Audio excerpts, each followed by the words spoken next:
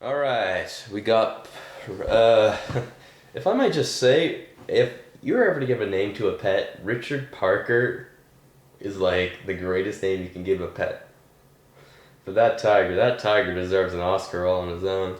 Life of Pi is based off the really good book. I've read it. I actually read it about a week before I saw the movie.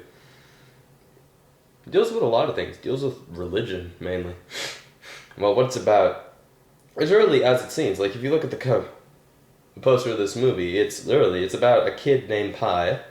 He's Indian and he's on a lifeboat with a tiger, a Bengal tiger, and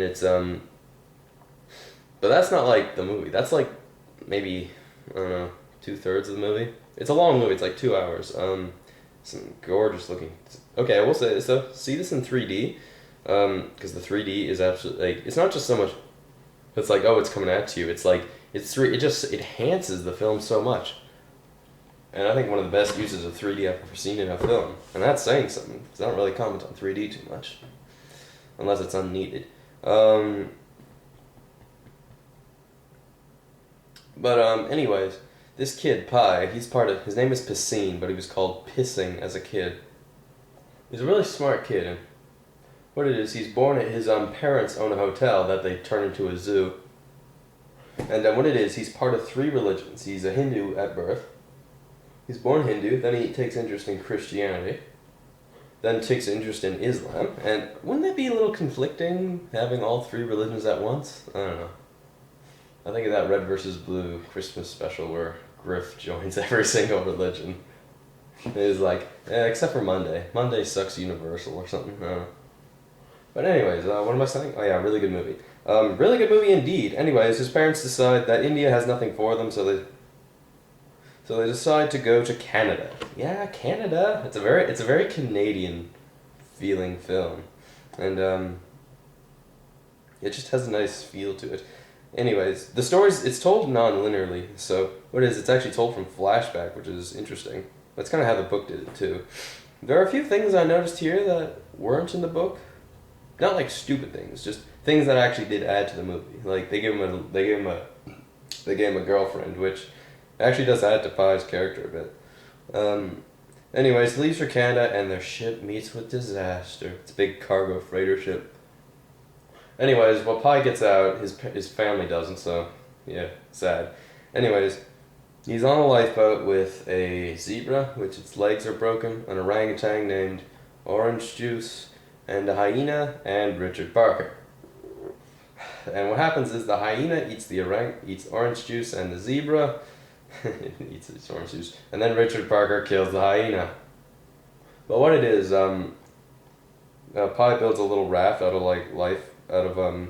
life jackets and a few pieces of wood and paddles, and so he's able to. Richard Parker sort of has the boat while he has his little raft, and he just sort of he keeps his little logbook which he just writes stuff in, and it may not seem like it may seem like a pretty boring movie, but trust me, like it's something else entirely. Like it's a very good performance-driven movie.